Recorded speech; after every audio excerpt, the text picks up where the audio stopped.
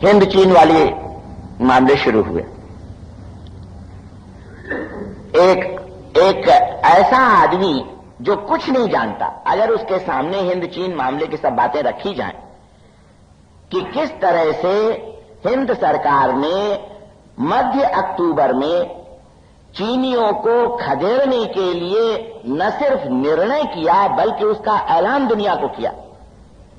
मैं युद्धवादी नहीं, युद्धवादी पंडित नेहरू, मैं तो शांति पसंद हूं। मैं नहीं पसंद करता कि इस तरह का कोई ऐलान हो। मध्य अक्टूबर में ऐलान हुआ, खदेड़ो उनको, भगाओ। और फिर उसके बाद जिस तरह से हाथ खींच के लड़ाई लड़ी गई, हमने अपनी ताकत का इस्तेमाल नहीं किया। हम अपनी वो चौकियों में बैठे हुए चीन का मुकाबला करेंगे, हम निकल करके टोहेंगे नहीं, देखेंगे नहीं वो कहां कमजोर हैं, तिब्बत के पठार पर भी नहीं पहुंच पाएंगे जहां चीनियों की रसद और पलटने जमा हो रही। हाथ खींच के लड़ना। मैं यही कहूंगा कि उस वक्त अगर दिल्ली में भी 1,50,000 आदमी 1 घंटे आधे घंटे के लिए नहीं, 4, 6, 8 दिन के लिए चक्कर लगाते, अपने दिल की मांग करके लड़ो अब ये लड़ाई अच्छी तरह से, क्यों इसको तुमने मोल ली, बचाओ अपने 15 अगस्त 1947 तक की सीमा। तब पता चलता कि हां हिंदुस्तान के लोगों में कोई जान है। जैसा और दुनिया में जहां चंचलता, तो स्थिरता, चंचलता और टूट, तीनों में मैं फर्क इस वक्त कर रहा हूं। और जानदार चंचलता की जो कि बाकी दुनिया के हिस्से में कुछ पाई जाती है, तारीफ करना चाहता हूं।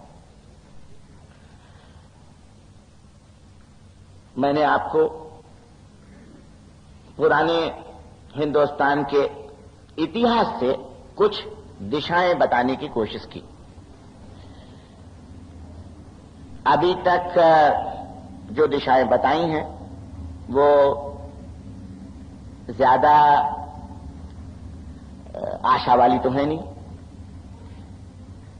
इससे मन में यह आशा नहीं जमती कि हम अपनी आजादी की रक्षा कर पाएंगे या चंचल बनकर के देश को सुधार पाएंगे।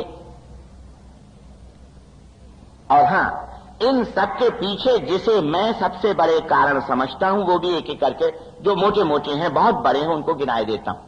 ये स्थिरता कहां से आई? करीब करीब मौत या कम से कम आधी मौत कहां से आई? परदेशी, ताकतवर परदेशी के नकल करने से जो समन्वय पैदा होता है वो कहां से आया?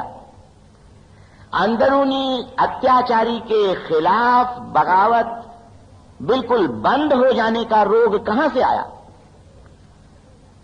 अगर एक शब्द मुझको कहना पड़े तो मैं कहूंगा जात, जाति प्रथा। हिंदुस्तान में जात ने देश को इतना ज्यादा तोड़ दिया है और हजारों किस्म की जातें हो गई हैं कि जो अपना अलग अलग जीवन बनाए हुए हैं कि हमारे लिए कोई भी सार्वजनिक अच्छाई प्रायः नामुमकिन हो गई। जात का गोरख धंधा मैं कहां तक आपको बताऊं। ऊंचे जात वाले हैं उनकी तो बात आप छोड़ दीजिए, जो छोटी जात वाले हैं उनमें से कईयों के साथ मुझे रहना पड़ता है, यूं भी रोजमर्रा की जिंदगी में, जेल में खास तौर से, क्योंकि तब वहां बैठ करके सुबह शाम कुछ किस्सेबाजी भी हो जाया करती। तो एक कहार से अच्छा बढ़िया नेता, वो भी जेल में गया था, मेरी बातचीत हुई।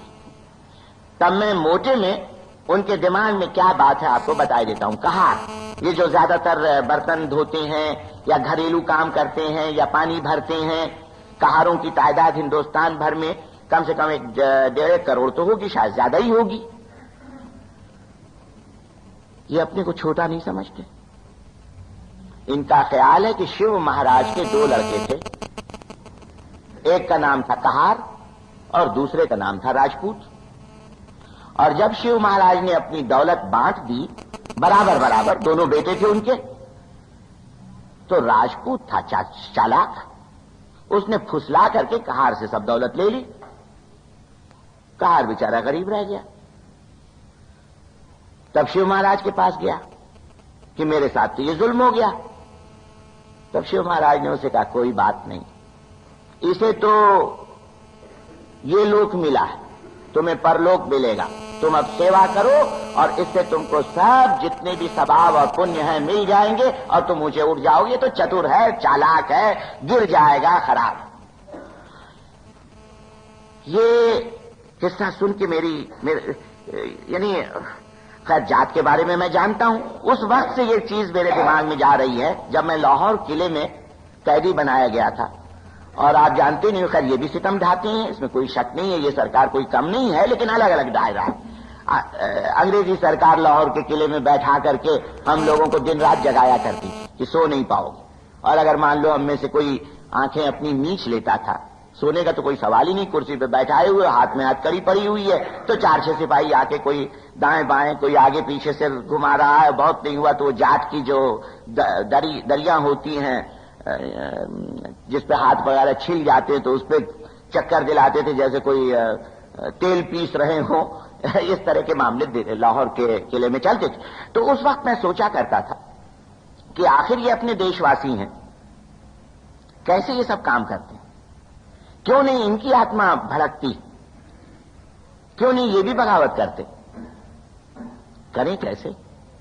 हिंदुस्तान की 90% जनता को हम लोगों ने या हमारे पुरखों ने सार्वजनिक जीवन के दायरे के बाहर कर दिया है। आज से नहीं, 1000 बरस से बाहर कर दिया है। उनको ऐसे धंधे रोजगार दे दिए, उनसे कह दिया गया तुम ये फलाने धंधे रोजगार करो, तुमको क्या मतलब ये राजकाज के मामले के लिए। राजकाज के मामले के लिए हम द्विज लोग, ऊंची जात वाले जो 2 बार पैदा होते हैं वो काफी। इनमें औरतों को भी आप शामिल कर लेना, क्योंकि औरतें चाहे वो ऊंची जात की हों चाहे छोटे जात की हों, वो भी सार्वजनिक जीवन से बाहर रखी गई हैं। वैसे खैर वो दुर्गा हैं, देवी हैं, गृहिणी हैं, खूब ऊंचे स्थान पे बैठा दो और फिर उसके बाद कहो मां देवी आप बड़ी देवी हैं और अलग रखो उनको। क्योंकि अगर कहीं बराबर ले आओगे तो मजा किरकिरा हो जाएगा, उसमें तो झंझट पैदा हो जाएगा। ये सही है कि अगर बराबर ले आओगे तो जरा उसमें नमकीन पना भी आ जाएगा, लेकिन खतरा इस बात का रहेगा कहीं हाथों से छटक न जाए, क्योंकि वो तो जानदार चीज होगी ना। तो हमने अपने जात प्रथा के कारण करीब 90% को तो सार्वजनिक जीवन से अलग कर दिया, और जो ऊंची जात वाले भी रहे उनमें, क्योंकि जात एक चक्की है जो योग्यता और अवसर को छोटे से छोटे तबकों में इकट्ठा करती चली जाती है, तो ऊंची जात वालों में भी ज्यादातर लोगों को अयोग्य बनाते चले गए। और घूम फिर करके मामला आज करीब 1% आबादी तक सीमित हो गया है। जिनमें योग्यता है मैं माने लेता हूं, लेकिन काहे की योग्यता, फैलाव वाली योग्यता नहीं, चालाकी, सिकुड़न वाली योग्यता। सिकुड़न की मनोवृत्ति को लेते हुए राष्ट्रीय आमदनी या भंडार में से अपना हिस्सा किस कदर ठीक रखा जा सके या बढ़ाया जा सके, इसकी योग्यता तो है। और खैर उठना बैठना, कपड़े लत्ते पहनना, ठीक तरह से रहना, बातचीत करना, सिद्धांतबाजी चलाना, बहस करना, शब्दबाजी चलाना। हाँ, मैं भूल जाऊं तो इस शब्दबाजी के बारे में आपको और कह दूं, हिंदुस्तान जितनी शब्दबाजी चलाता है, वैसे मैं भी बहुत शब्द इस्तेमाल करता हूं, लेकिन मैं चाहूंगा कोई मुझे बताए कि कब मैंने बेमतलब शब्द इस्तेमाल किए।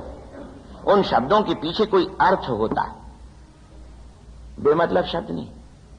हिंदुस्तान में बेमतलब शब्द बहुत चलते, जीवी तो है, फेर दो चाहे जिस तरफ चाहो, क्या जाता है, सब तरह के लोग खुश हो जाएंगे। अभी मैं भरतपुर गया था, वहां पर चिड़ियों को सुरक्षित रखा जाता है, कम से कम कहा जाता है।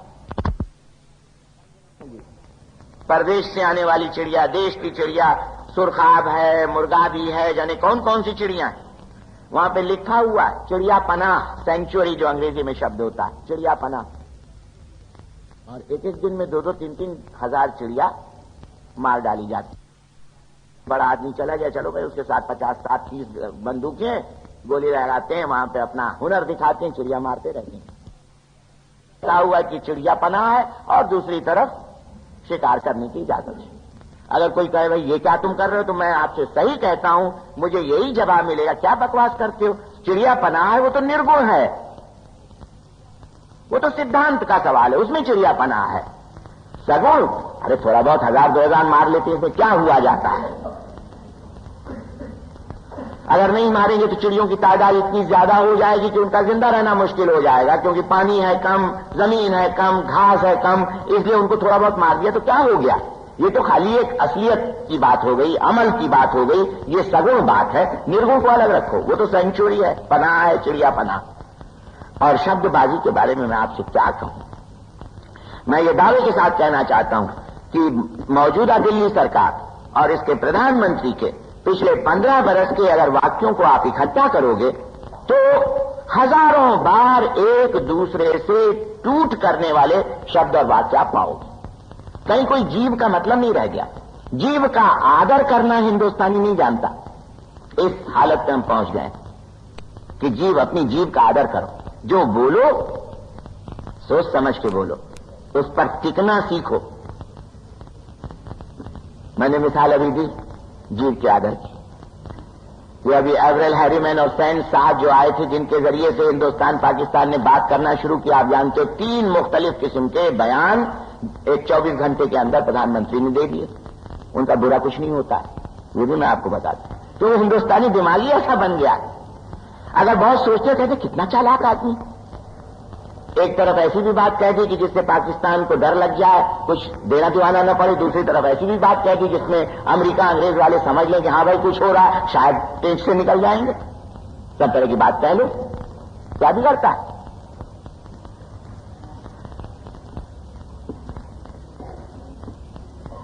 आप जानते ही हो, मधुलिमा ने वो किस्सा सुनाया था कि इस वक्त का जो प्रतिरक्षा मंत्री है, दिल्ली में आने के बाद 8 सितंबर का हिमायती बन गया। लेकिन जिस दिन उन्होंने बंबई छोड़ा था दिल्ली आने के लिए, उस दिन या उसके एक दिन पहले बंबई की विधानसभा में 15 अगस्त 47 का प्रस्ताव पास हुआ। क्या है, जीवी तो चलाना है। बंबई की विधानसभा में 15 अगस्त 1947 वाला प्रस्ताव पास करवा लो और यहां आओ तो 8 सितंबर 1962 वाले बन जाओ, क्या बिगड़ता है। ये तो नीति की बात है ना। जब मैंने ये बात कही तो एक बड़े भारी नेता ने मुझको जवाब दिया कि भाई जैसी परिस्थिति है उसके अनुसार काम करना ही पड़ता है, इसमें क्या बात है। जीव को आदर देना ये बहुत जरूरी हो गया है, लेकिन इस वक्त है नहीं। अब मैं समझता हूं कि फिर वो सवाल जवाब वाला वक्त नहीं रहेगा। खैर अपनी बात को यहां थोड़ी सी आशा की चीज कह के खत्म किए देता हूं, क्योंकि दुनिया की पृष्ठभूमि में आप देखना, पहले जो मैंने कह दिया था और उसमें इस सारे मामले को जोड़ना, जात, भाषा और छोटे बड़े का फर्क, ये कुछ ऐसी मोटी मोटी चीजें इससे निकलती। एक तो जात वाला मैंने आपको बताया, भाषा का तो कहना ही क्या है। एक तरफ संकट कानून बनाए हुए, दूसरी तरफ ऐलान हो रहा है कि अगली दफे की लोकसभा में अंग्रेजी भाषा को कायम रखने वाला कानून पास होगा, अंग्रेजी भाषा। और तुर्रा ये कि अंग्रेजी भाषा के जरिए मुल्क को एक रखें। किस मुल्क को एक रखोगे, इस पे कभी सोचा है? वही 1 सैकड़ा ना, बाकी 99 सैकड़ा, ये 90 सैकड़ा छोटी जात वाले और औरतें और 9 सैकड़ा ऊंची जात वाले कम पढ़े और गरीब लोग, 99 सैकड़ा जो जात की चक्की में पिसते चले जा रहे हैं, लगातार पिसते चले जा रहे हैं। और मुझे आपसे कहना है कि जितना ज्यादा हिंदुस्तान में तरक्की होती है उतना ज्यादा जात और आमदनी की गैर बराबरी बढ़ती है। कुछ लोग अचरज करेंगे, लेकिन बात है असलियत की, क्योंकि पिछले 2000 बरस से कुछ खास जातों में संस्कार पैदा हो गए। वो संस्कार करीब करीब जिस्मानी हो गए। अब जितना अच्छा व्यापार रामगढ़ और चूरू का मारवाड़ी बनिया चला लेता है, उतना और कोई चला नहीं पाता, तो वहां दौलत इकट्ठा हो ही जाएगी। और जितना ज्यादा राजनीति की चालाकी, देखो मैं योग्यता नहीं कह रहा हूं, चालाकी, कश्मीर से बाहर आया हुआ कश्मीरी पंडित चला लेता, उतना और कोई नहीं चला पाता।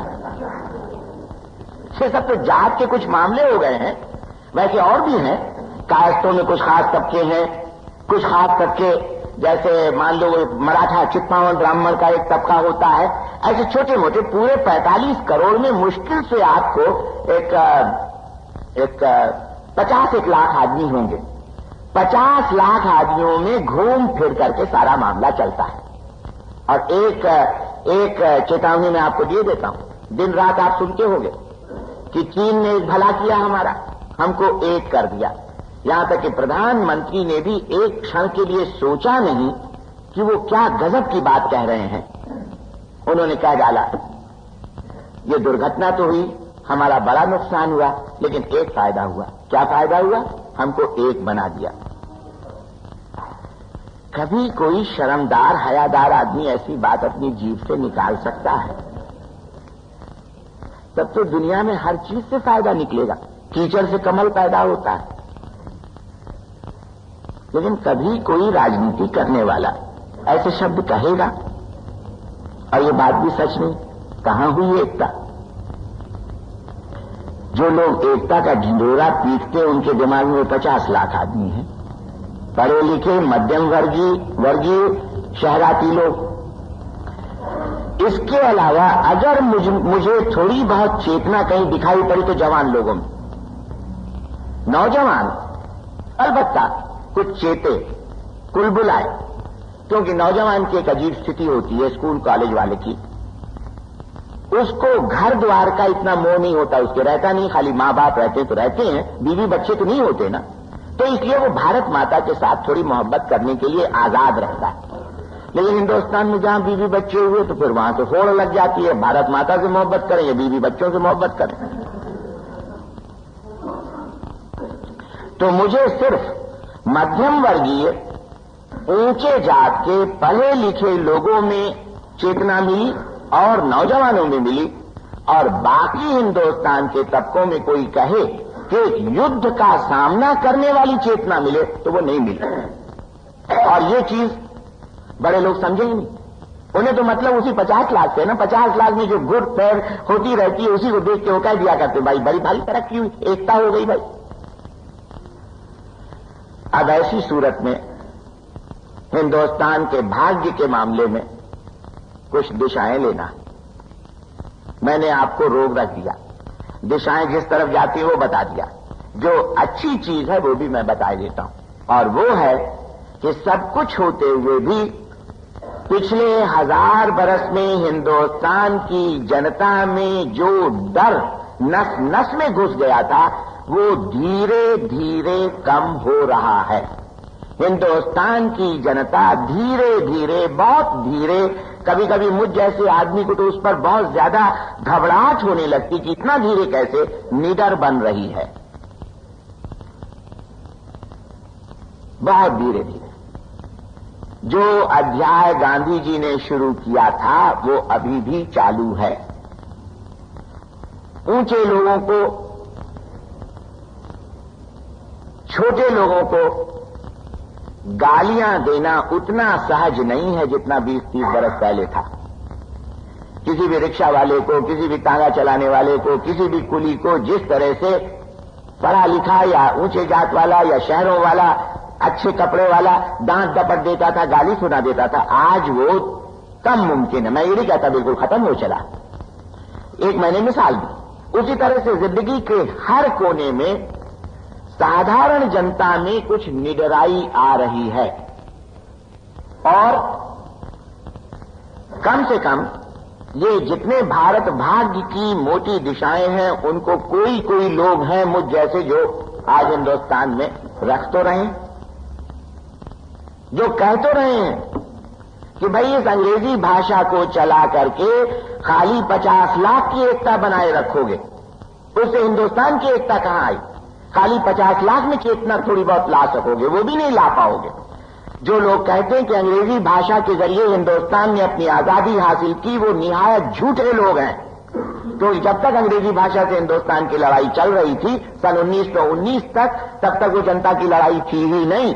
ये तो गांधी जी जब मैदान में आए और उन्होंने कहा मातृभाषा या हिंदी, देखो मैं हिंदी नहीं कह रहा हूं, मातृभाषा या हिंदी, मैं तो यहां तक जाने को तैयार हूं कि आप बंगाली को चलाओ, तमिल भाषा को चलाओ, तेलुगु को चलाओ, अपने इलाके में इन भाषाओं को चलाओ, लेकिन अंग्रेजी को खत्म करो। आप कहते हो कि आपस में संबंध कैसे कायम हो, अनुवाद कैसे चलाओ। जब तबीयत हो जाती है कि हमको अपना संबंध चलाना है अपनी भाषाओं के मार्फत, तो कोई न कोई रास्ता निकल सकता। अगर आप हिंदुस्तानी को नहीं अपनाना चाहते, खत्म करो हिंदुस्तानी को, तर्जुमा करो, तर्जुमा से अपने रिश्ते चलाओ। कितनी फिजूल खर्ची हो रही है सरकार की तरफ से। मैं समझता हूं आधे के करीब रुपया, यानी जितना कुल खर्च होता है, समझो एक सरकार का साल भर में 40-45 अरब रुपया, उसमें से आधा बुरी योजना और फिजूल खर्ची में चला जाता है। लेकिन अब ये बातें लोगों के सामने आ रही हैं, सोच विचार थोड़ा बहुत हो रहा है। हालांकि मत समझना कि मेरा मन स्थिर या निश्चिंत है इस मामले में, क्योंकि ये जात वाला झगड़ा कुछ ऐसा है कि रह करके मुझे इसमें से कुछ पूरी आशा नहीं दिखाई पड़ती, क्योंकि जो दबे हुए लोग हैं वो उन्हें इंकलाब चाहिए। 90-99 सैकड़ा, 90 सैकड़ा छोटी जात वाले, 9 सैकड़ा ऊंची जात वाले, गरीब बेपढ़े, 99 सैकड़ा को इंकलाब चाहिए, उससे उनकी हालत सुधरेगी। लेकिन वो इतने दबे हुए हैं कि इंकलाब कर नहीं सकते, और जो 1 सैकड़ा ऊंचे हैं जो इंकलाब कर सकते हैं, बलवा कर सकते हैं, अंदरूनी जुल्म के खिलाफ लड़ सकते हैं, वो इतने ज्यादा फंस गए अपनी सिकुड़न वाली मनोवृत्ति में, चालाकी वाली योग्यता में, कि वो बलवा करना नहीं चाहते। जो बलवा कर सकता है वो बलवा करना नहीं चाहता, जो बलवा करना चाहता है उसमें बलवा करने की ताकत नहीं। जात पात ने कितना गजब ढाया है हमारे ऊपर। बलवा कहां हुआ करता है? जहां न तो संपूर्ण बराबरी हो और न संपूर्ण गैर बराबरी हो। क्योंकि जहां संपूर्ण बराबरी हो गई वहां बलवे की कोई जरूरत ही नहीं रहेगी, और जहां संपूर्ण गैर बराबरी है, गैर बराबरी को उस हद तक पहुंचा दिया है कि इंसान खड़ा ही नहीं हो सकता, वहां कभी कभी माथा भनक उठता है कि क्या होगा हिंदुस्तान में। लेकिन एक तो मैंने जो आपको सारी दुनिया की पृष्ठभूमि बताई कि सारी दुनिया में अगले 30 बरस में या तो हथियार खत्म होंगे और गरीबी खत्म होगी, वरना दुनिया खत्म होगी या एक रास्ता आएगी। और उसी के साथ साथ ये कि पिछले 1000 बरस के भाग्य के दोष, अब आप समझ गए हो कि मेरा मतलब नक्षत्र से नहीं है, ईश्वर से नहीं है, खुदा से नहीं, मेरा मतलब इतिहास की जो दिशाएं निकली हैं उनको हम थोड़ा बहुत समझने के लायक हो रहे हैं, और शायद इस समझ के मुताबिक इन पर कुछ विजय पा सकें, निडराई ला सकें। तो मैं अपनी बात अब यही आशा पर तो मैं खत्म कर रहा हूं, लेकिन मन तो फिर भी बिगड़ जाता है। आज तो दिल्ली की और हालत मालूम होता है कि जैसे मैंने पुराने किस्से पढ़े, जब एक पुराना मुगल बूढ़ा हो जाता था और लगता था कि मरने वाला है, तो उस वक्त जो दरबार की हालत होती थी, जो किस्सेबाजी, जो काना फूसी, जो अलग अलग दरबारियों के आपस में गुट और उनकी तकरारें, करीब करीब वही हालत मुझको आज दिखाई पड़ रही। जहां जो किससे सुनता हूं मुझे वो पुराना जमाना याद आता है कि जब बूढ़ा मुगल मरने के नजदीक आता था, उसके दरबारी लोग किस तरह अपना अपना गुट बना करके कैसे अपना अपना हित साधने में लग जाया करते थे। ऐसी हालत में आप लोगों को रास्ता निकालना है, और मुझे आज इस आखिरी व्याख्यान में आपसे यही अर्ज करना है, जो लोग भी आप सुन रहे हो, कि किसी तरह से कोई तो छोटा मोटा संगठन बनाओ जो दिल्ली में कुछ करे। इसमें छुपाने की कोई बात नहीं। मैंने तो हथियारों को छोड़ दिया, इसलिए जब मैं बलवे की बात सोचता हूं तो मैं कोई हिंसा वाले बलवे की बात नहीं सोचता कि किसी को मारो, काटो, लाठी, तलवार, बंदूक का इस्तेमाल करो। मेरा बलवा तो संपूर्ण रूप से अहिंसक बलवा है। लेकिन इस बलवे को करने के लिए भी क्या कभी दिल्ली में कोई ताकत आएगी? क्या हिंदुस्तान चीन की लड़ाई को अगर मान लो कभी चलाना है,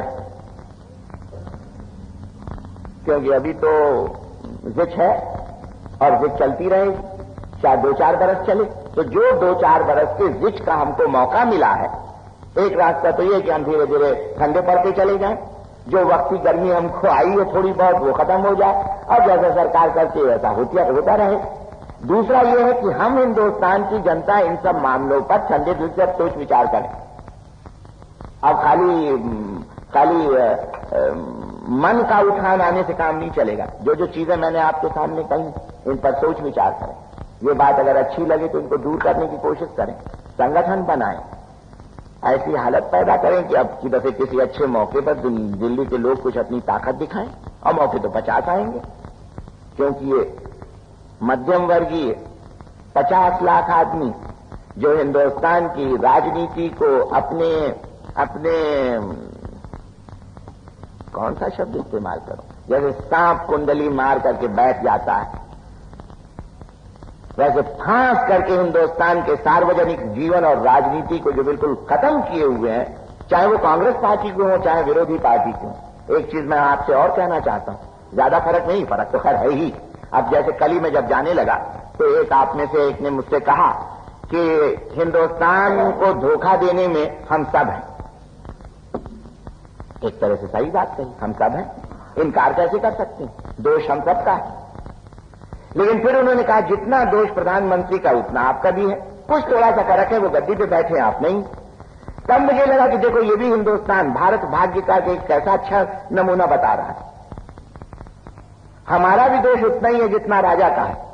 इस संबंध में मैं आपको कह देना चाहता हूं कि हिंदुस्तानी दिमाग की एक बड़ी जबरदस्त कमजोरी यह है कि असली दोषी को हम पकड़ ही नहीं पाते। हम सब दोषी हैं, मैंने माना, आखिर कूड़ा न होता तो कीड़ा कहां से पैदा होता। हम सब दोषी, हम कूड़ा हैं, इसमें कोई शक नहीं। हमारे पुरखों ने पिछले 1000 बरस में किया वो कूड़ा था, लेकिन इस कूड़े पर कीड़ा पैदा हुआ ना दिल्ली सरकार का।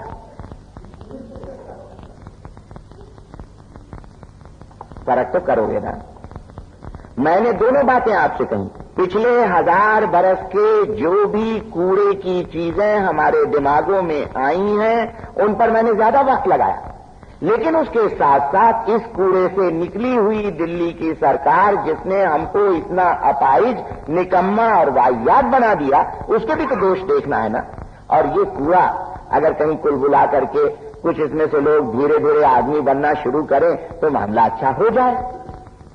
और वही चीज मैं आपके सामने रख करके अब इस व्याख्यान माला को यहां पे खत्म करता हूं। और जो कल परसों भी कहा था, जो भी चीजें हिमालय बचाओ सम्मेलन वगैरह की मेंबरी है, या सोशलिस्ट पार्टी की मेंबरी समाजवादी दल की है, या जो तिब्बत का और हिंदुस्तान का नक्शा है, इन पर भी आप ध्यान देना।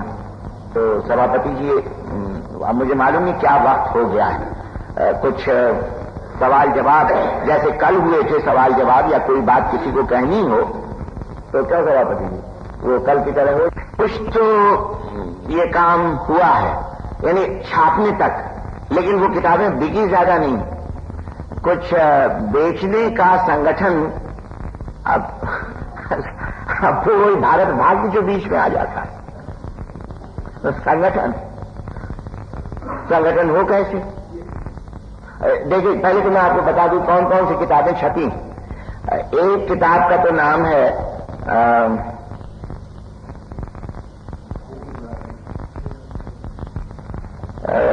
वशिष्ठ और वाल्मीकि। दूसरी किताब का नाम है रामकृष्ण और शिव। तीसरी किताब का नाम है सगुण और निर्गुण। चौथी किताब का नाम है मर्यादित और सीमित और उन्मुक्त व्यक्तित्व। ये 4 तो मुझे अभी याद आ रहे हैं। तो इसमें रामकृष्ण शिव गिना दी। तो ऐसी 4 और भी कई एक हैं, लेकिन वो फैली नहीं है इतनी ज्यादा जितनी फैलनी चाहिए। मुझे खुशी हुई आपकी बात सुन करके, लेकिन अब कुछ थोड़ा सा मैं कुछ वो जो बोलते हैं ना, निर्मोही तो नहीं कहना चाहिए, लेकिन सोच बैठा हूं कि भाई अपना काम करते चलो, क्या फल मिलेगा कभी आपके बच्चों को हमारे जमाने में तो मिलने मिलाने वाला है नहीं, लेकिन इसको जितना आप और बढ़ा सकें बढ़ाइए। उदार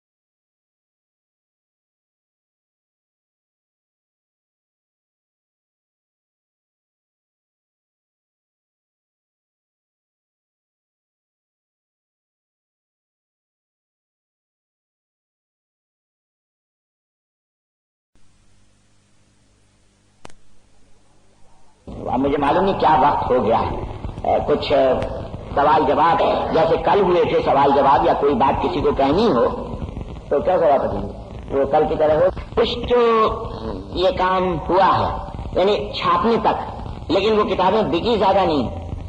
कुछ बेचने का संगठन अब तो वही भारत भाग्य जो बीच में आ जाता है। तो संगठन हो कैसे? देखिए पहले तो मैं आपको बता दूं कौन कौन सी किताबें छपी। एक किताब का तो नाम है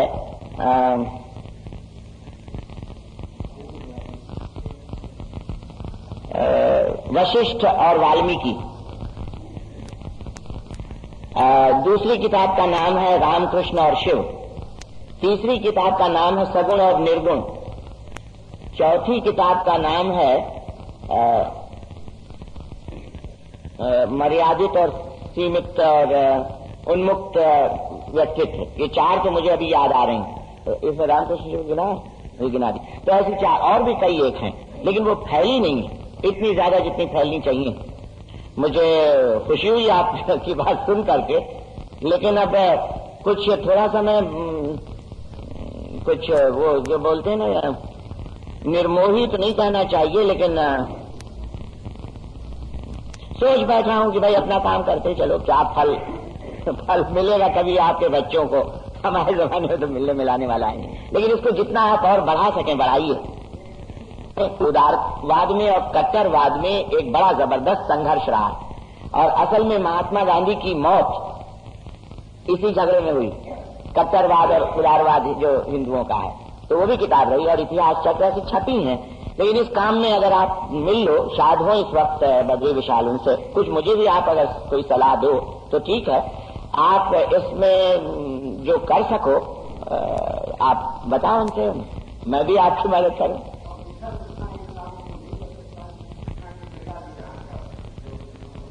की बात थी उसमें कि संस्कृति वाला आंदोलन, और कुछ उसमें दुनिया की बात थी। अब आप देखो कि इंग्लिस्तान में हफ्ते भर मासिक पत्रिकाएं और किताबें तो कई भाषाओं में निकलती, फ्रांसीसी में, जर्मन में, रूसी में, अंग्रेजों के देश में, लेकिन किसी गैर अंग्रेजी भाषा में कोई रोजाना अखबार नहीं निकला करता खबरों वाला, वो सिर्फ अपनी भाषा में निकलता है। तो मेरी भी अपनी यही राय है कि हिंदुस्तान में दैनिक अखबार हरगिज अंग्रेजी में नहीं निकलना चाहिए। सब दैनिक अंग्रेजी अखबार खत्म कर देने चाहिए, और मेरे हाथ में ताकत आए तो मैं उसको एक दिन में खत्म कर सकता हूं। कोई कानून बनाने की जरूरत नहीं, कोई जबरदस्ती करने की जरूरत नहीं। खाली ये जो दूर मुद्रक हैं और तार हैं, इनके लिए हुक्म दे दूं कि ये सब तार और दूर मुद्रक हिंदुस्तान की भाषा में चलेंगे, अंग्रेजी भाषा में नहीं चलेंगे। जासूसी की दृष्टि से भी ये जरूरी है कि अंग्रेजी भाषा को इस माध्यम से खत्म कर दिया जाए। और तब जब अंग्रेजी अखबारों को भी अपनी खबरें किसी हिंदुस्तानी भाषा से अंग्रेजी में तर्जुमा करने पड़ेंगी, तो मैं जहां देखूंगा कितने अखबार निकल पाते हैं। तो लेकिन मासिक और साप्ताहिक तो ये दो निकलते थे, पिछले कुछ महीनों से बंद है। आप जानते हो क्यों? एक तो आदमी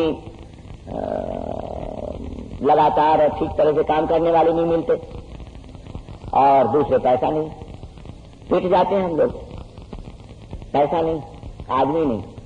तो आपके सामने ये बात मैं रखे देता हूं, दफ्तर तक नहीं मिल पाता। अब दिल्ली नगर में न जाने कैसी कैसी ऐसी गैरी पचकल्याणी संस्थाओं को दफ्तर मिल जाते हैं, सरकार की तरफ से मिल जाते हैं, लेकिन हमारे ये दो अखबार, कम से कम मैनकाइंड तो दुनिया भर में कोई न कोई अपनी हैसियत रखता है, उसको दफ्तर नहीं मिलता। अब कहां किसके पास जाके रहे? जो सरकार है सो है, अब क्या बताएं। और वो सरकार भी शायद सोचती होगी जब इन लोगों ने यही बीड़ा उठा रखा है कि हमको खत्म करो, तो फिर इनको भी हम खत्म करते हैं। तो दफ्तर भी नहीं बन पा रहा है। अगर दफ्तर बन गया, अगर ये दो अखबार दिल्ली से, अब की बार ये सोचा कि उसको दिल्ली से ही निकालेंगे, क्योंकि दिल्ली का कमर इतना जबरदस्त असर है, सारी दुनिया में राजधानी का असर होता है, लेकिन यहां तो इतना जबरदस्त असर है कि पूछो मत। तो ये दो मासिक पत्रिकाएं निकल गई, तो उसमें भी आप में से जो लोग मदद कर सको करना, दफ्तर से लगा करके आखिर तक, यानी सड़क पे बेचने तक। अगर आप इसको इतना विचार क्रांति और सांस्कृतिक चीज समझते हो, तो इन सब चीजों को तो सड़क पे बेचने वाले होने चाहिए। लेकिन अब मैं क्या करूं, कहां तक रहूं? हमारी उम्र जब थी सड़क पर बेचने वाली, तब हम इस काम को किया करते थे। मैंने खुद हिंदुस्तान के अलग अलग शहरों में और कस्बों में कांग्रेस सोशलिस्ट पार्टी की किताबों और अखबारों को बेचा है। पहले मैं कुछ कहा करता था अपने साथियों से जो नौजवान हैं, 25-30 बरस वाले, लेकिन अब मैंने कहना बंद कर दिया। सोचता हूं कहने से फायदा क्या, क्योंकि आज तो सब लोग शिखर राजनीति चलाते हैं ना, ऊपर वाली। जैसे शिखर राजनीति क्रुश्चोव और केनेडी साहब की चलती है, उसी तरह से हिंदुस्तान में भी शिखर राजनीति चलती। कब किस पार्टी को तोड़ो, जोड़ो, एका करो, अलगाव करो, ये शिखर राजनीति चला करती। तले वाली राजनीति की जाओ लोगों में, उनके घरों में, उनके मोहल्लों में, सड़क के ऊपर एक एक से बात करो, ये तले वाली राजनीति करीब करीब खत्म सी हो गई। ये कहना मैं आपसे भूल गया था, ये भी हमारे भारत भाग्य का एक दुर्भाग्य है। लेकिन ये सब होते हुए भी आपने सवाल उठाया तो मैंने इतना रोना रो दिया।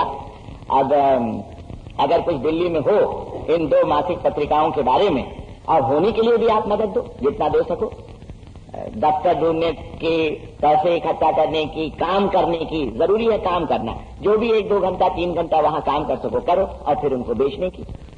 और अगर ये दफ्तर यहाँ दिल्ली में कायम हो गया तो फिर किताबों वाला काम भी, जो किताबें हैदराबाद में छप रही हैं, वो अच्छी तरह से यहाँ फैल सकेंगी या बिक सकेंगी।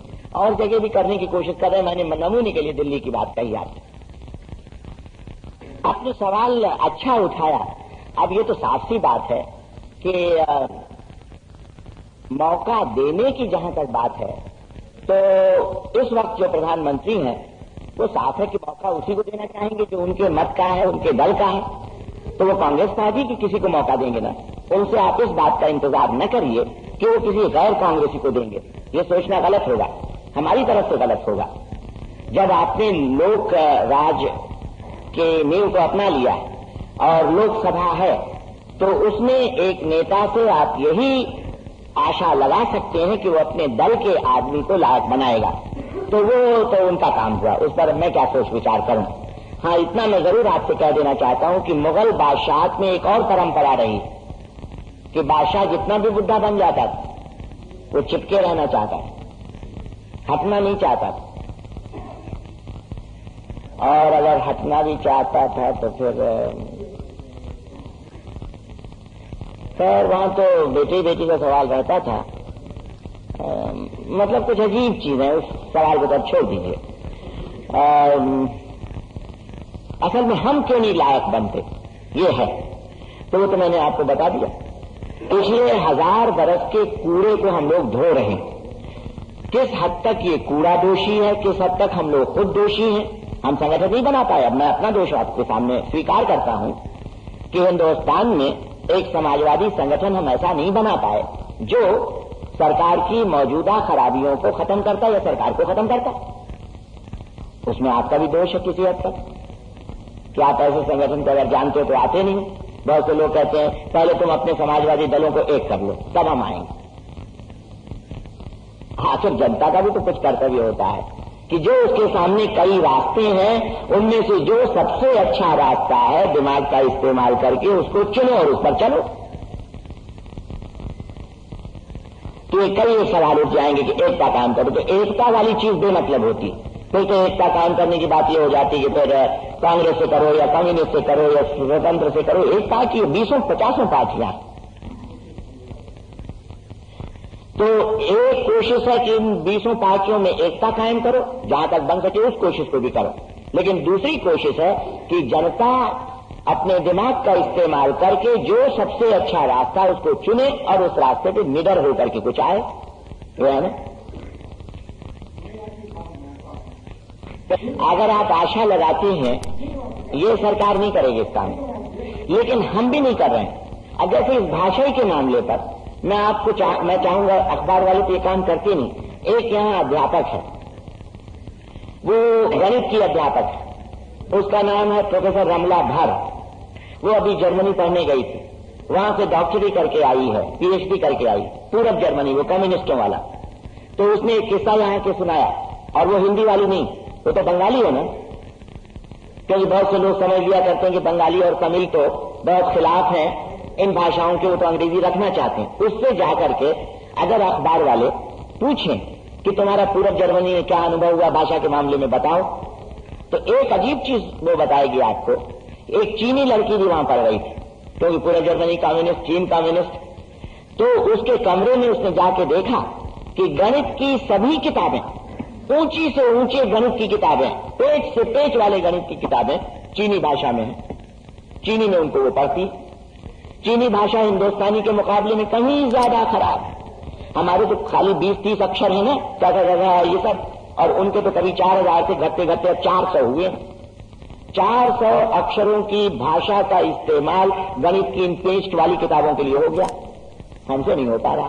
तो ये नहीं करेंगे, ये तो 50 लाख की सरकार है, ये बड़े लोगों की सरकार है, ये अपनी गद्दी छोड़ना नहीं चाहती। मैं तो कभी कभी जब आपने पूछ ही दिया तो आप जानते हो मेरे मन में कितनी क्या बातें भरी हुई होंगी, वो तो दिल महसूस करके हंस के बोल लेता हूं।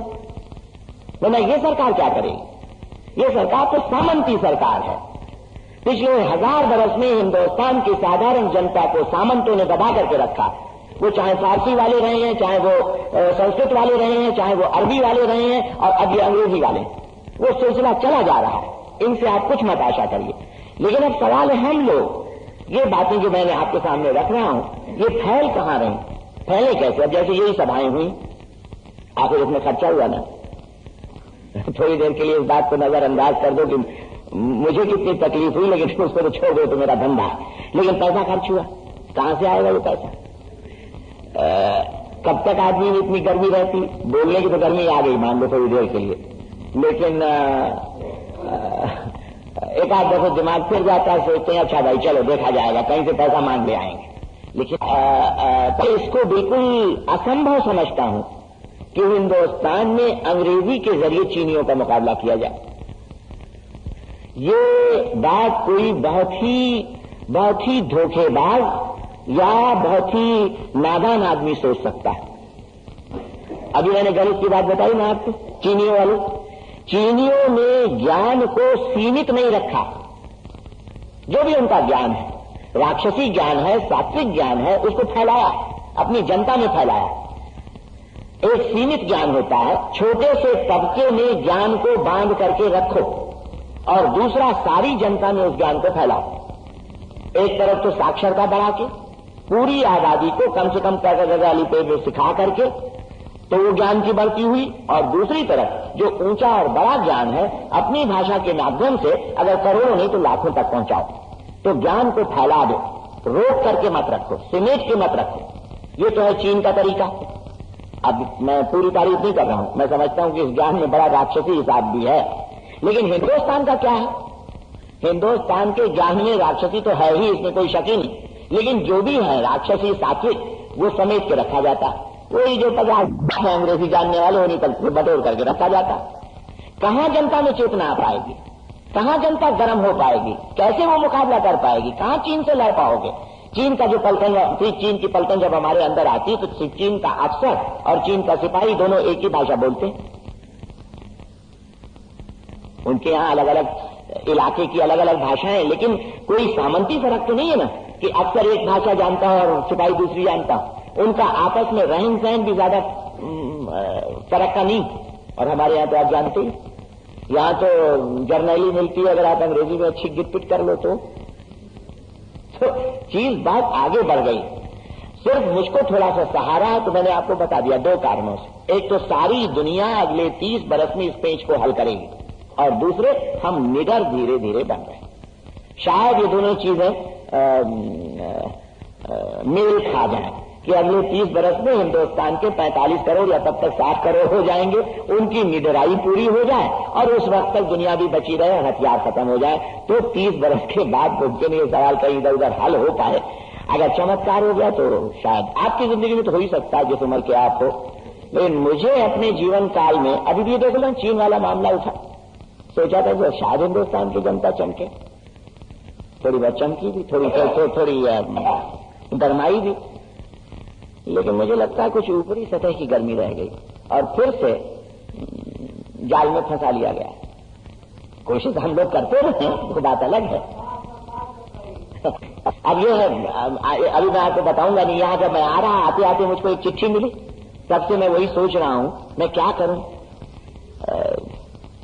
किन लोगों के साथ हम काम कर सकते हैं। मान लो अभी सब लोगों को इकट्ठा करना शुरू करो कि हिंद चीन के मामले में कुछ किया जाए, तो कौन लोग इकट्ठा होंगे?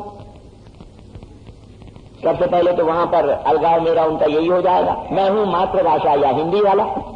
देखो मातृभाषा या हिंदी, हिंदी नहीं कह रहा हूं, मातृभाषा अव्वल नंबर। एक दफे कलकत्ते में चीन के ऊपर किसी ने कुछ ऐसे ही संवाद रखा था, कोई प्रोफेसर थे, कोई ऐसे कमेटी वगैरह थी, तरह तरह के लोग बुलाए गए थे। उसमें एक मेरा दोस्त था, उसने बड़ा दबाव दिया। मैंने कहा अगर एक शर्त मेरी मान लेते तो मैं आऊंगा, और वो है मातृभाषा या हिंदी। हिंदी मत बोलो, बंगला में चलाओ, कलकत्ते में है, लेकिन कम वक्त अंग्रेजी में चलाते हैं, सोचते हैं अंग्रेजी के जरिए चीन को हरा लेंगे। दिल्ली में 50 कमेटियां बनी हुई हैं, चीन के खिलाफ कमेटी बनी है, तिब्बत की आजादी के खिलाफ बनी। माथा ठोक के मैं रह जाता हूं कि इन लोगों को कौन समझाने जाए, अंग्रेजी के जरिए तुम अपना काम चलाना चाहते हो, किसी को काम से मतलब नहीं, नाम से सिर्फ मतलब रह गया। आज थोड़ा सा हल्ला मच जाए, थोड़ा सा नाम हो जाए, थोड़ा सा पैसा मिल जाए, इस तरह के लोग आज हिंदुस्तान में हो गए। क्या करें जो अपने इर्द गिर्द हैं चारों तरफ, कितना दिल महसूस के रखना पड़ता है, सोच लो जरा। जो हमारे साथ हैं उनका यह हाल है, और जो बाहर है उनको बताए कौन। ये मातृभाषा या हिंदुस्तानी वाला जो नुस्खा मैंने आपको बताया, ये तक अभी नहीं पहुंच पाया लोगों। खैर ये सब तो चीजें चली रही। इन सब के होते हुए अगर आप में से कुछ लोग हैं जो इस मामले को आगे बढ़ाना चाहते हो, तो अभी जरूर सदस्य बन के जाना। और वो एक नक्शा और भी है, उसको ले जाके जरा घर में टांग देना, सामने वो चीज रहे हमेशा के लिए कि आजाद हिंदुस्तान की सीमा, नहीं आजाद नहीं, अगर तिब्बत आजाद नहीं रहता तो फिर हिंदुस्तान की सीमा चीन के साथ खाली कैलाश मानसरोवर और पूर्व वाहिनी ब्रह्मपुत्र हो सकती, लेकिन अगर तिब्बत आजाद होता तो उसके साथ मैकमोहन रेखा हो सकती। इसको नक्शे में दिखा करके रखा गया है ताकि धीरे धीरे ये ख्याल लोगों में जमे तो सही। अच्छा तो अब चौखंबा, पाकिस्तान वाले जितने आप सवाल उठाते हो वो मैं जरा एक थोड़ा सा लंबा में जवाब दूंगा। पहले सीमा वाला आप देख लो। मुझे मालूम है कि इस सीमा को गलत साबित करने के लिए बड़े बड़े बेमतलब भी सवाल उठाए गए, जैसे हैदराबाद का क्या होगा, गोवा का क्या होगा, लद्दाख का क्या होगा। तो एक चीज आप याद रखना, मैं 15 अगस्त 1947 की सीमा बता रहा हूं, 2 देशों के बीच जिनमें आपस में लड़ाई हो गई, हिंदुस्तान और तिब्बत की सीमा में बता रहा हूं, 15 अगस्त 1947। तो उसमें लद्दाख वगैरह सब शामिल होगा। अच्छा, हैदराबाद का सवाल आप मत उठाना, गोवा का न उठाना, तो वो मतलब ही नहीं रखता, वो अलग देश नहीं है, वो इस देश के अंदर एक टुकड़ी बनी हुई थी और वो अब मिल गई। अब पाकिस्तान से जो सवाल आप उठाते हो, तो पहले तो ये जान लेना, कुछ लोग कहते हैं कि कश्मीर तो 15 अगस्त 1947 को न इधर था न उधर था, तो उस पर मैं एक कानूनी सिद्धांत आपको बता देता हूं कि जब कोई चीज किसी दूसरी चीज में मिल जाती है तो उस पहली चीज के जितनी भी पूंजी या उधार रहते हैं, जिस चीज में मिली उसको वो मिल जाते हैं। ये अंतर्राष्ट्रीय कानून का, देशी कानून का सबका सिद्धांत है, इसलिए ये सवाल तो कभी उठाना ही नहीं चाहिए था।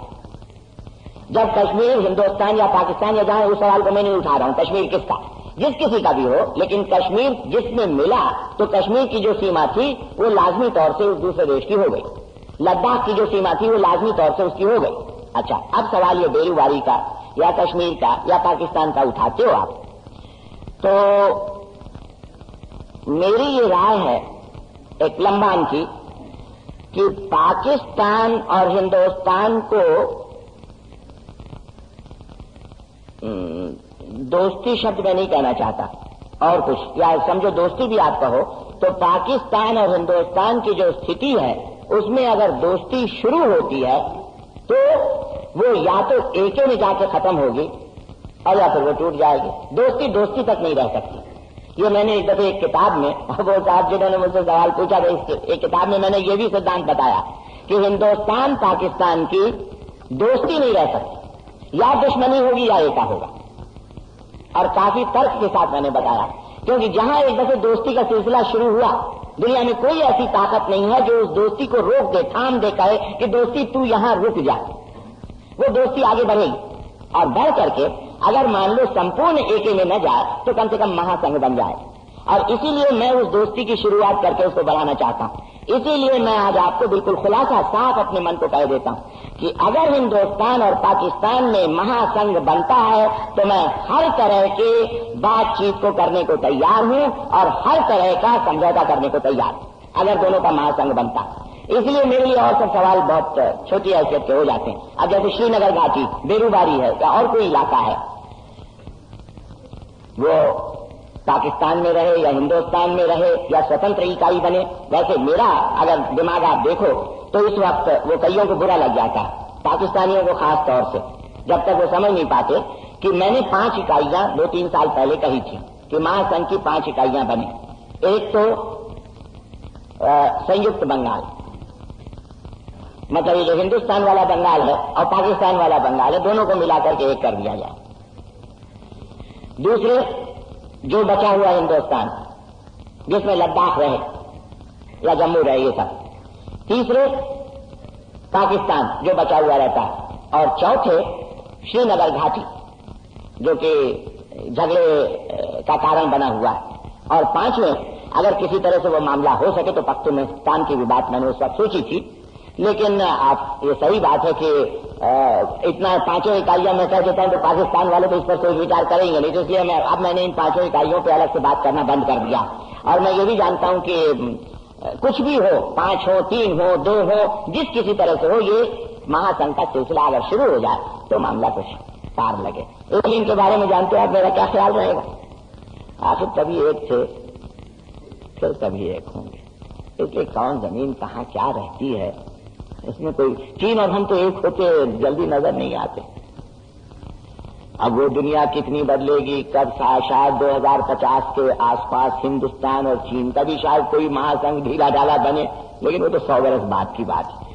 और हिंदुस्तान पाकिस्तान का तो महासंघ अगले 5-10 बरस की भी चीज हो सकता है, बशर्ते कि हम हिंदुस्तान की जनता बदले। इसलिए मैं चाहता हूं जनता में ये सब बातें जाए, तो सरकार को बदलने वाले लोगों में मैंने, सरकार अब ये नहीं बदली मैंने उस मानी में, सरकार का दिमाग नहीं बदला जा सकता, ऐसा मेरा ख्याल है। हालांकि कोशिश आप करो, क्योंकि हम तो सिद्धांतों के लिए लड़ाई कर रहे हैं, सरकार का दिमाग बदल जाए बड़ा अच्छा, लेकिन तैयार रहो कि सरकार को बदलना पड़ेगा। तो अब तो बात